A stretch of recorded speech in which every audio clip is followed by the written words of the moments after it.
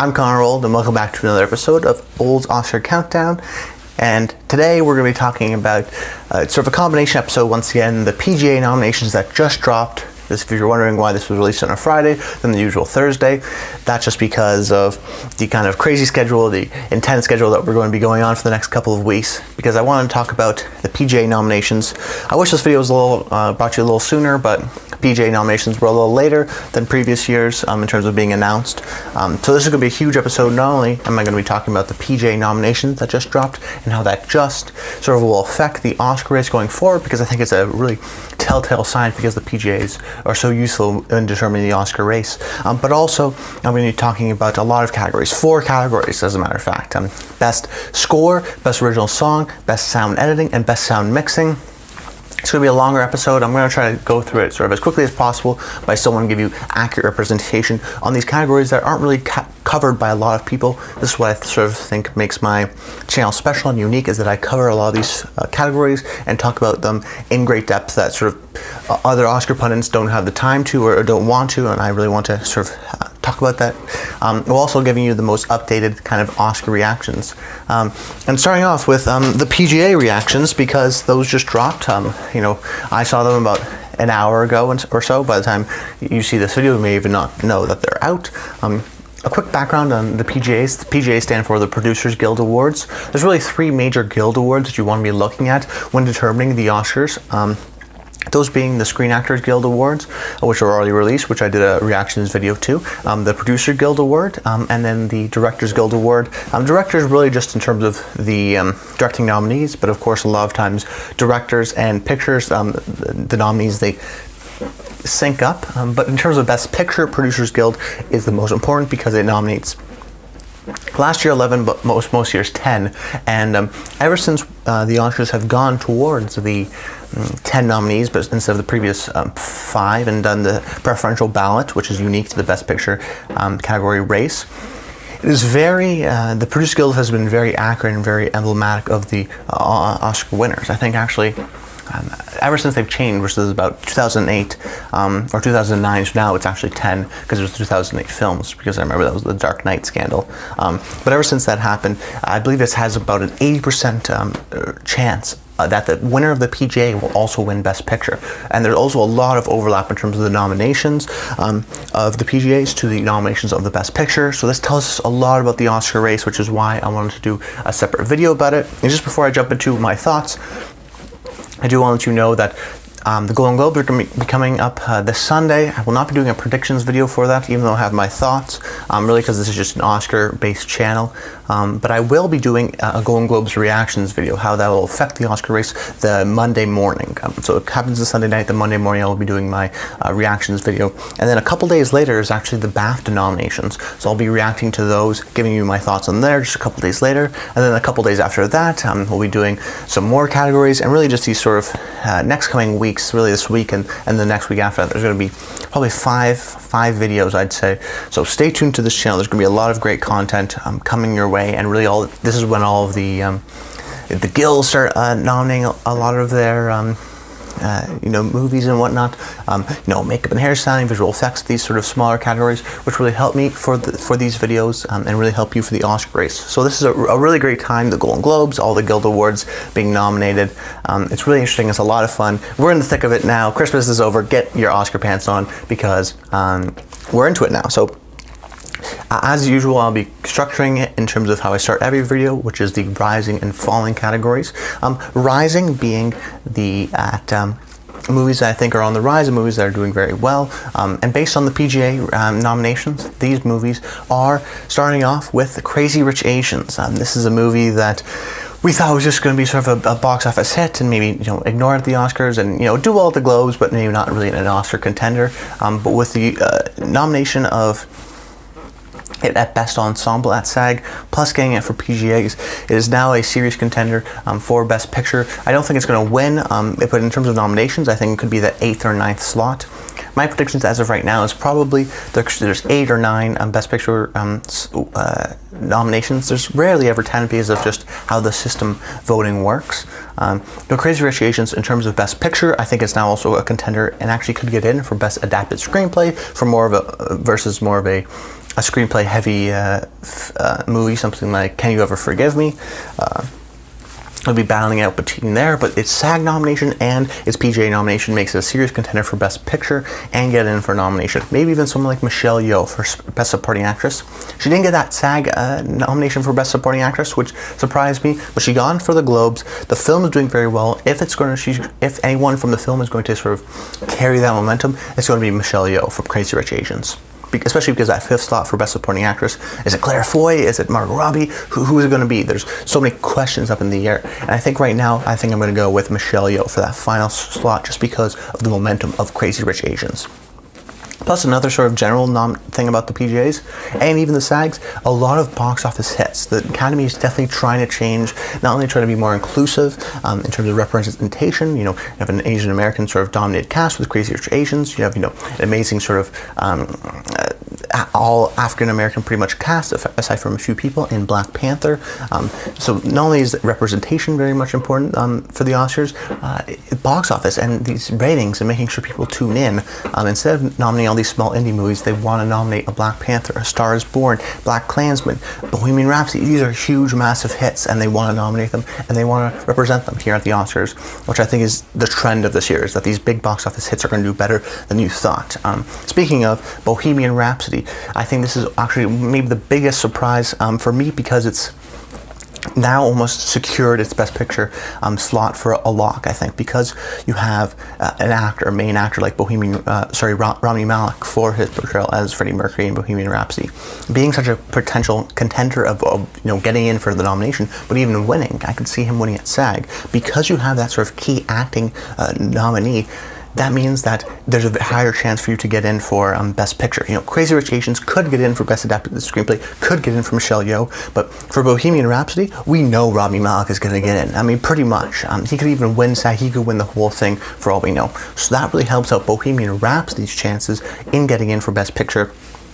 Plus, if the trend is the more money you make, the more significant you were, the more likely you are to get in, Bohemian Rhapsody has a very good shot now, and I think even better shot than Crazy Rich Asians in getting in for Best Picture. That could also lead to something like Best Makeup and Hairstyling, which I'll be talking about, I guess, yes, next week on the Thursday. And then a couple other movies I wanted to mention. A Quiet Place got in, which was a surprise. I don't think it's going to get in for Best Picture, but this could prove well because even Emily Blunt got in at SAG. This is a movie people obviously like. It could beat out, I think, right now, First Reformed or in 8th Grade for that Best Original Screenplay slot, because it's such an original, unique, inventive idea. It could get its recognition there. Or Emily Blunt could get in for A Quiet Place, although I think she's going to get in for Best Lead Actress for Mary Poppins Returns. So I think the Quiet Place representation will be in some of the categories we'll be talking about later, maybe score, sound editing, sound mixing, things like that. I also think that it could get in for Best Picture because it got in here at PGAs, but I think that may be the one left on the chopping block. And then just another one I want to mention is Black Panther. I mean, we thought this was a comic book movie, you could maybe get it in. Now it's a serious contender. Not only did it get in at SAG, it got in at PGAs, there very well could be a great chance that Ryan Coogler gets in for Best Director. It's a serious Oscar contender to win. The main thing I want to see is maybe there's a surprise. Maybe Michael B. Jordan gets in for Best Supporting Actor. If he does at the Oscars, I think that's a huge sign that the Oscars really want to reward something like Black Panther, because it's hard for me to see Black Panther winning with no acting nominations. It could be done, but I'd be surprised. It doesn't have to win, just to get one nomination. So if Michael B. Jordan gets in for Best Supporting Actor, I think that's sort of their best chance. That would be very symbolic as the real chances of Black Panther to get in and win Best Picture. So that's, a huge sort of symbolic thing that not only is going to get it in, not only is it going to be, I think, the first superhero movie to be nominated for Best Picture, it's going to be a sort of a symbolic one, and that can actually win, which is incredible, very interesting. And then just jumping over to movies that are falling, If Beale Street Could Talk is the big sort of highlight one. Regina King getting snubbed at the SAGs, and then this movie, out of 10 movies, If Beale Street Could Talk didn't even get in for Best Picture. I thought a lot of people were thinking maybe Barry Jenkins for Best Director. I didn't. I had Adam McKay. Maybe now I'm going, Spike Lee's in there for sure. Bradley Cooper, Alfonso Cuarón, and then I think maybe it's Yorgos Lanthimos and Peter Farrelly for Green Book. I think is maybe that last slot. Could be, like I said, Ryan Coogler for Black Panther. We don't know, but I think Barry Jenkins is out of the race for Best Director now. If Beale Street Could Talk is having a hard chance, even in these technical categories, I think it's good. I think it's going to get in at some of these technical categories. I think that it's going to get it in for Best Adapted Screenplay. That being said, you have to see the sort of popularity of the film. It's well respected, of course, but with Regina King missing here, she could be still the front runner for the Oscars. But the thing is, the momentum of the film is losing steam very quickly and could very much be overtaken. If you're looking at the Best Adapted Screenplay category, for example, are you going to nominate a film like Crazy Rich Asians over something like Beale Street Could Talk? Because generally you would say no. I mean, if Beale Street Could Talk is more the traditional adapted screenplay sort of nominee, but I'm not saying I'm leaving it out. Don't get me wrong. I'm actually putting both of them in. But I'm just saying that, you look at it on paper, if Beale Street Could Talk didn't get a SAG, didn't get a PGA, so Best Picture chances are out of the wind. Regina King is now even a maybe for a win. She's going to get nominated, but that'll probably be the only nomination for that movie. So now, is it even going to get in for Best Adapted Screenplay and Best Score? I think it will. But then you look at a movie like Crazy Rich Asians, which has a good chance of getting in for Best Picture now. Has a good chance for Michelle Yeoh for Best Supporting Actress. It's just these things that you have to sort of look on paper. Crazy Rich Asians got a SAG, got a PGA. This film is clearly beloved. So it has a better chance of maybe getting in at that 5th slot for Best Adapted Screenplay. So if Beale Street Could Talk, it's not out of the race completely. Like I said, I think it's going to get Adapted Screenplay. I think it's going to get Score. It could even win something like Score. And then I think Regina King is going to get nominated at least, but her chances of winning, because of the weakness of the film, are really hurting her now. I think that was Beale Street Could Talk missing the PGAs was a huge deal, I think. And then First Man, we've seen this a while now, but really the industry awards have told us First Man's not our movie. Claire Foy didn't even get nominated for Best Supporting Actress, which was a surprise. First Man didn't even get in here for maybe that 10th slot, beating something like a Quiet Place or whatnot, which was a surprise. So I think that First Man's pretty much completely out of the race in terms of the big categories, in terms of even Best Picture, even Best Supporting Actress. I think it's going to do very well as the technicals, but I would not be surprised if it doesn't even do that well, technically speaking, something like missing out on a production design, for example. Like I said, I'll be talking about this later, but I think it will do well in the sound categories and score, getting nominated at least, because it's such a technical marvel. But hey, we'll have to see the guilds at the end of the day. But as a film, if Beale Street Could Talk and First Man are definitely falling in my estimation.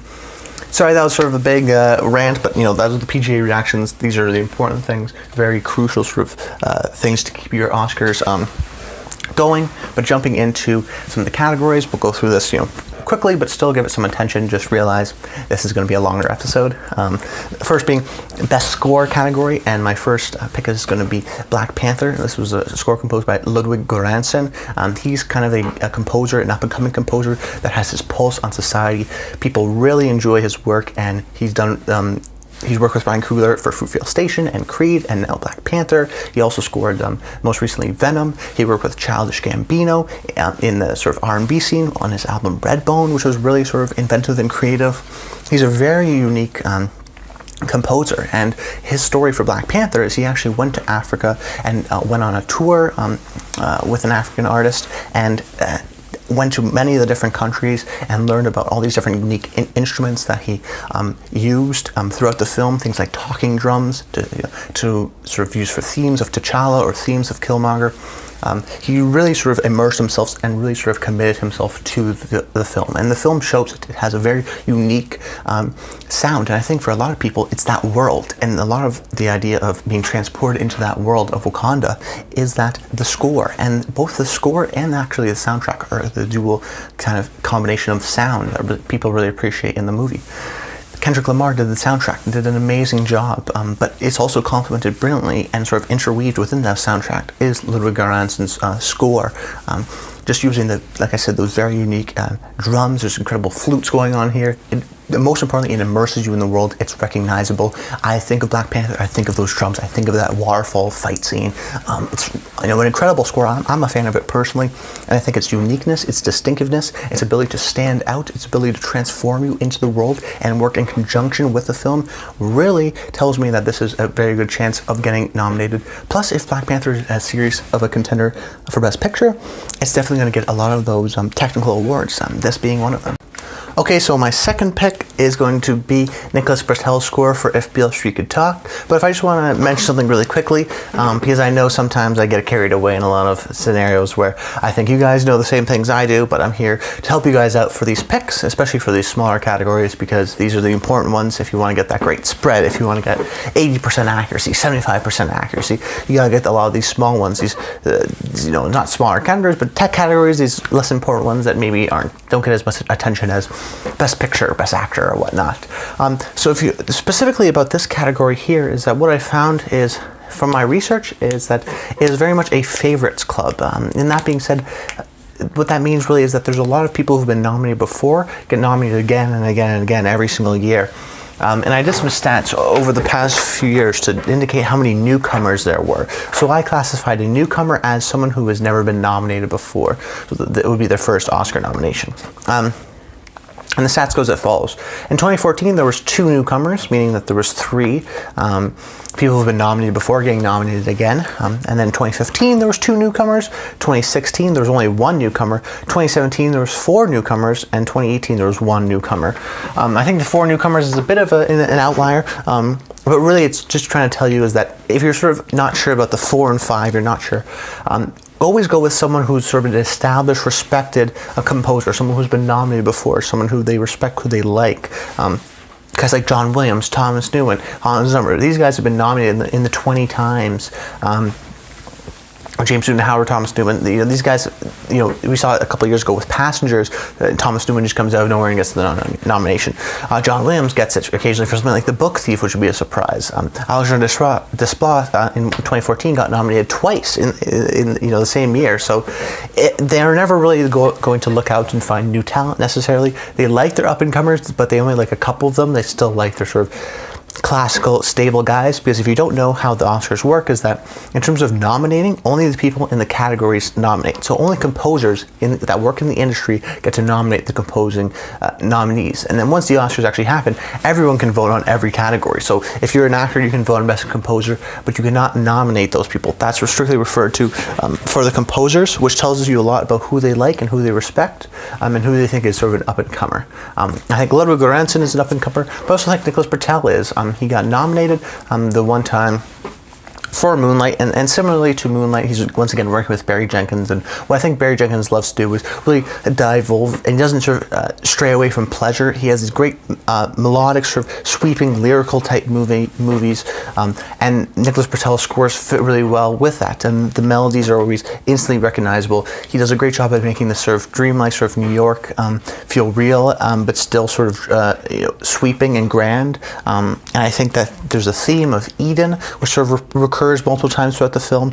It's one that I recognized when I saw it in September. I love the score, and then once the score came out in November, I instantly recognized it and remembered it. I think that's a testament to its staying power, that even though it was released earlier in the year, it will still do well and still resonate within the minds of people because of sort of the beautiful piano and violin moments throughout the film. So if they like him, if they see him as this great new up-and-comer, I think they're going to nominate Nicholas Britell for If Beale Street Could Talk. But with this sort of the film dying down in people's estimations, it could get left to the wayside. Next pick is Mark Shaman from Mary Poppins Returns. He has also been nominated before in the 90s and early 2000s. And what's great about this score is that it's got the great classical Disney kind of Mary Poppins musical feeling to it. It's grand, it sweeps you off your feet. It's like, it's just so much fun and romantic in a lot of ways. And I think that you have to understand that there's a relationship between voters and the movies themselves. The movie, when they think of Mary Poppins Returns, they think of a big hit musical that they like, that they obviously appreciate. We've seen this with the SAG nominations, the Globe nominations. And I think that when people think of Mary Poppins, they think of the music. So there's going to be a direct relationship. Similar how La La Land, got about 2 song nominations. It got a score nomination and 1 for Best Song and for Best Score. when people think of musicals, they think of Mary Poppins, they think of music, so it's going to get nominated. I think there's going to be a direct sort of linear, singular relationship between the two that will sort of propel Mary Poppins to go forward. Plus, I think it's a great score, and I'd like to see it get nominated. And the next pick here is First Man for Justin Hurwitz. Similar to Nicholas Britell in a lot of ways, but even more important. I only put it down here just because of the recent sort of poor performance of the film. Actually going to the past one, Mark Shaman, I think he's going to win the Golden Globe. I just want to say that out front. But Justin Hurwitz for First Man does an incredible job with the score. It's different than his other two scores. He won a couple of years ago for La La Land, so he's an up-and-comer, someone who they like, someone they respect. So he's been nominated before, so he's technically not a newcomer, but he's still an up-and-comer, I would say. So I think that with his First Man score, he has sort of dramatic moments, but has this sort of traditional beat, sort of drum-based elements to it that are sort of thrilling, but then also there's a sort of 2001-esque, very classical, romantic kind of guitar-based and sort of dreamlike sequences that we've seen in something like La La Land, very much that inspired. So it has sort of little bits of him and his style, but he's still sort of transformed and did something different. So you have these two sort of elements going on, the sort of traditional drum-based, thriller-based score with the sort of light on his feet dramatic score, which is really well done. There's a great balance, and I think this one will get nominated because it's recognizable. It's one of those scores you hear. It has a theme that's replayed multiple times with Neil Armstrong's family life. It's recognizable, and a lot of times the most recognizable, the most noticeable scores get nominated. The next pick here goes to Isle of Dogs for Alexandre Desplat. Like I said at the top, he's just a guy who they really love. He's been nominated 8 times in the last decade.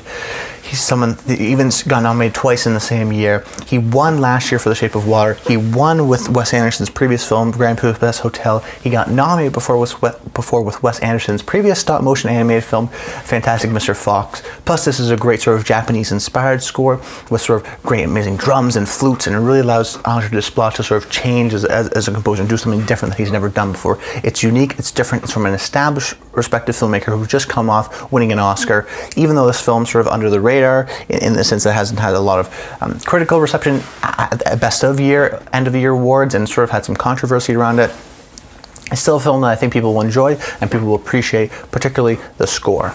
And then some honorable mentions. I have A Quiet Place for Marco Beltrami. I put in here because it got the Globe nomination and because people obviously love A Quiet Place, but I think that when people think of Quiet Place, they think of the lack of sound, not really the score, so I think that's going to get overlooked. And then over here, Black Klansman for Terence Blanchard. He does an amazing score with this sort of R&B infused trumpet, bass, jazz, 70s feeling with this sort of traditional orchestral score to it. And I think that if people really like Black Klansman, it's going to get in a couple of these tech awards. But as of right now, I think it's more of an above the line kind of movie with Best Picture and Best Director, Best Actor, and maybe less of the technical awards. Plus, I was surprised it didn't get at the Globes, which sort of hurts it for me. Okay, let's move over into the next category, which is Best Sound Editing. Okay, so the next category being Best Original Song, and what you want to look for in this category is the combination of the star factor plus sort of fitting traditional molds and having different types of songs, not all upbeat, not all sort of slow and sort of powerful, but sort of a mix of both. And this one I think is the obvious front runner because of its dual factor. It's got the star Lady Gaga in the movie. She's singing the song that she's already going to be at the awards, but you want to see her sing. She got robbed before for Till It Happens to You from The Hunting Ground, so they sort of deserve her best, at least, original song Oscar. It's an incredible moment in the film. It's a pivotal moment. It is the best moment in the film by far, and has sort of a great crescendo to this moment. So it's super important to the film, but also has that star factor. Plus, it has the sort of song Purist. It was sung live on set. It wasn't sort of recorded, which is sort of looked down upon. It was really sung live on set the day they were doing it.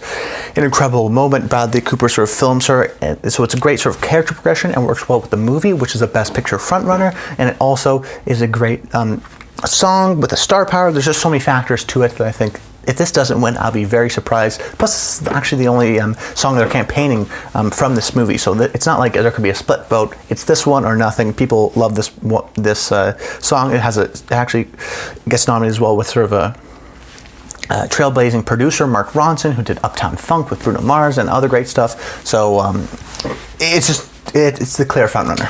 There's so many sort of factors, positive notes for it on paper. It's hard not to get nominated. Then we have here All the Stars from Black Panther. This is done by Kendrick Lamar and SZA. And I think this is really a movie that sort of transcends the movie. It did very well on the charts.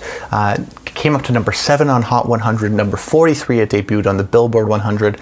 A really very popular song. I knew it before even going into the movie. It plays at the end credits, so it doesn't have that much to do with the actual film. However, the soundtrack itself that Kendrick Lamar did was a huge hit for him and really for the rap community. I think a lot of people were listening to it. It was very popular. It sort of collided with the release of the film, and Kendrick Lamar is such a hot sort of rapper nowadays, and he's so well respected for that. For him really to do his next album to be Black Panther, I think the song is sort of a representation of the great work he did on that album, and also its sort of great pop sort of sensibilities. It's got the 2 stars.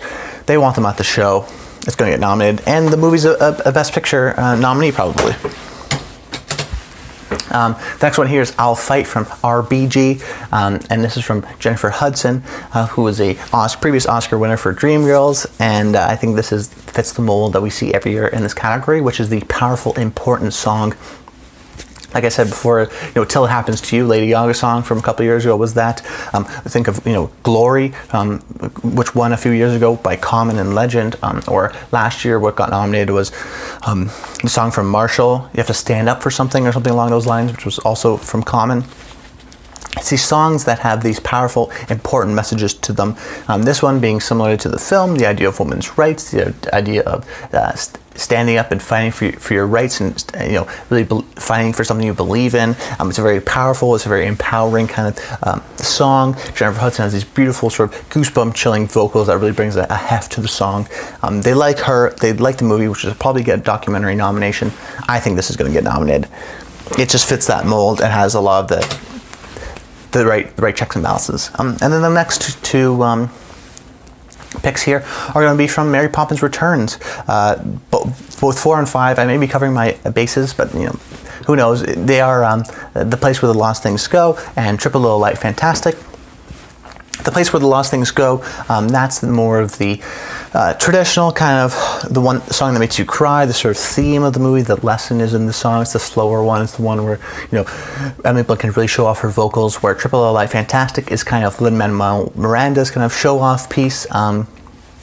And has fun moments where they speak Leary and whatnot. I put these two in here because I think actually both of them will get nominated because it's kind of a weaker year for Best Song. And people, like I said before, when they think Mary Poppins Returns, they think of the songs, and these are all new original songs. Then Lin-Manuel Miranda has been nominated before for Moana. They really understand him and really appreciate him as a sort of new trailblazing sort of musical force. They want to see him sing, I'm sure. And I think that another point I want to make is that both songs repeat twice in the movie. So Triple Little Light Fantastic repeats twice. Place Where the Lost Things Go repeats twice. So it's ones that people think of when they're going out of the movie. It's the most recognizable songs. And generally the sort of the thematic, slower, sort of make you cry song is the one that gets nominated. So out of the two, I'd probably say the best chances are The Place Where the Lost Things Go, but both of them could get nominated. All right, and then some honorable mentions. I have here Girl in the Movies, which is from the movie Dumplin', which is sung by Dolly Parton. I think the movie just sort of under the radar, but it is done by Dolly Parton as a sort of comeback, so she could get in. And then Revelation from Boy Erased, which is done by Troye Sivan, who is also in the movie. He also sings the song. He's a great up-and-coming artist. And I think that it's more of the important song, and I think RGB, I'll Fight from RBG will sort of take over that place in that sense. Okay, let's go over into the next category, which is Best Sound Editing. So just a thing I want to mention before we jump into Best Sound Editing and Best Sound Mixing is kind of the distinction between the two, because a lot of people don't really know. In layman's terms, pretty much, sound editing is the effects, how well they're done, the quality, the realistic sort of ability of them, how well they're used. Where sound mixing is more of how the levels are and how loud it is or how quiet it is. And generally speaking, best sound editing is good for action films. The best sound mixing is good for musicals and sort of music-based films. So you'll see that my nominations reflect that. Being with best sound editing, I went with Black Panther because it is going to be that best picture front runner. I'm not front runner, but a best picture kind of front runner now. I mean, it's going to get in for best picture for sure. Plus, it has these amazing sounds, a sort of brilliant combination between the unique different world of the African sort of vibe, but futurist vibe, sort of Afro-funk kind of aspect to it that's really unique, we've never seen on screen before, sounds we've never heard on screen before, which is very unique. And its ability to create new sounds, plus using existing real sounds of the jungle and the animals and whatnot, with that sort of new futuristic tech is very great. And I think that combination of both makes Black Panther a contender in this category. Another one is A Quiet Place, because I think when people think of sound, they think of A Quiet Place when they think of A Quiet Place, they think of sound and its lack of sound, which I think they're going to check off both for both sound editing and both sound mixing for those nominations, particularly for sound editing because it doesn't have a lot of musical moments to it, but the crinkling of the leaves. I mean, the joy of this was going into a theater and hearing people eat their popcorn and hearing how loud the movie theater can actually be when there is no noise to it. And we learned that this was edited without any sound. I mean, there's some really great moments to it. And when you think of A Quiet Place, you think of sound. That's why I think it's going to get in for best sound editing. First Man here, it's not been doing that well, but at least it's respected in the tech categories, so I think it's going to do well in these tech categories, and I think it's a great job of, having the family aspects of it, but sort of the nuts and bolts sort of documentary, they call it sort of cinema verite style of shooting, where they're sort of emphasizing the sort of realistic nature of it, and the sort of, hammer and nails kind of nuts and bolts kind of way of getting to the moon. It wasn't easy, and there was a lot of risks, and it was kind of a wonky kind of thing, but it got them there. And that sort of realistic, sort of amazing achievement and what the dreams cost. I think there's a lot of themes that are going on here, and the sort of the sounds of the rocket ship going up, and sort of the themes and the sort of style of shooting help sort of keep that realism. And I think the realism was well done with the sound effects. And then I have here A Star is Born, just because I think this will sort of carry along, because the film is music-based. People think of sound and nominate it for best sound editing and best sound mixing. Plus, they also did the singing live, which will help it. And that's also Best Picture frontrunner, so I think people love the film. They'll just check it in every category possible. And then best sound editing, and the last one here is Roma. This is because it has a unique, very Dolby Atmos visual sort of surround sound speaker sort of sound profile to it. If you're not seeing it in the theater, you're not really getting the full effect. So I think that's the problem with movies, that a lot of people will be seeing it on Netflix and people won't be hearing it as often in the right way as possible. I saw it on the big screen with the sort of Dolby Atmos, and it was very well done and very it adds so much to the film, and I think also the lack of score, how this film doesn't have a score, will help it into getting that nomination, because people will remember the sound effects, especially if they've seen it in the theater and they got that surround sound kind of Dolby Atmos feeling to it. Okay, and then some honorable mentions. I just want to mention Mission Impossible Fallout.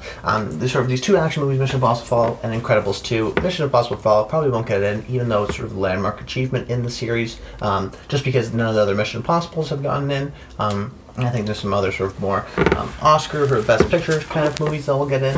And Incredibles 2, the first Incredibles actually got, I think, one for sound, so it could get in here, but I think that people have sort of just forgotten about The Incredibles, even though it's such a big hit. I think it's going to be more of an animated kind of movie in that sense. Best sound mixing now.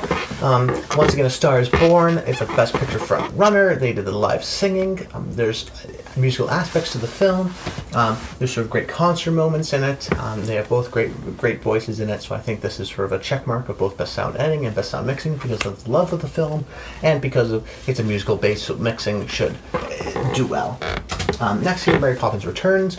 It's different than A Star is Born. Rob Marshall does a mix of live and recorded, so at the beginning of the songs they'll be live, and then as they go along they'll be sort of the recorded, more polished versions of it. So it's very well done, so someone who understands sound mixing will really appreciate that, so I think that will get in. Plus it's a musical, people think of the music, people think of the sound, therefore once again they'll get a nomination because of that. So maybe it's sort of leaps in logic in a lot of ways, but in my sense you have to realize how these Oscar voters are thinking. In a lot of ways they'll appreciate the sound undertaking, especially in a mixing for a musical like this, a high-budget musical like Mary Poppins Returns, which is, you know, an Oscar contender. Bohemian Rhapsody, if nothing else, with this amazing Live Aid sequence where there's no score, it feels very realistic. It feels like it feels like you're in it. It feels you can hear the sort of vibration of the massive crowd, and then the amazing Queen songs there throughout, they're sort of mixed in with the real dialogue of Rami Malek, but then it's not him singing. It's Queen's performances and their songs, so that sort of interweaving is very well done. Plus, it's a Best Picture contender, so I think it'll get in. A Quiet Place, similarly before Best Sound Editing and Best Sound Mixing, I'm just going to, this year I'll just check off both because they synonymously think A Quiet Place with sound. And then First Man, for similar reasons, I think that because they just like it tech-wise, it's going to get in for Best Sound Editing and Best Sound Mixing. Honorable mentions, maybe I should put Black Panther in there, just because it's more of an Oscar contender. I may switch that, we'll see, because this has such a focus on sound. We'll have to see based on the some of the guilds and whatnot, if they attach to something like Black Panther, attached to First Man or whatnot, or even something like A Star Is Born. And then Roma here, I didn't do it for sound mixing because it's less to do with sort of the music of it. There's not any score in the film, it has to do with sound effects. Plus, I just don't think that many people will be seeing it on the Dolby Atmos sort of in a theater the way they should. Alright, that's about it, guys. I hope you enjoyed the episode. Stay tuned. Subscribe to the channel. There's going to be so many amazing Oscar videos up and coming. Monday morning will be the Golden Globe reactions video. Wednesday will be the BAFTA nominations reactions video. These are separate individual reactions video where I give you my thoughts. Then on I think the next day, which will be the Thursday, will be 4 more categories and the PGAs. I mean, this is the guild time of the year. There's so many things to talk about. There's so many things that will influence my predictions as we go on. So subscribe to the channel, hit that bell notification so you get notified every time I post a video, and you can stay tuned to the expert predictions by none other than Connor Rolls here at Old Oscar Countdown. That's about it. I hope you guys enjoyed the episode, and until next time, stay tuned.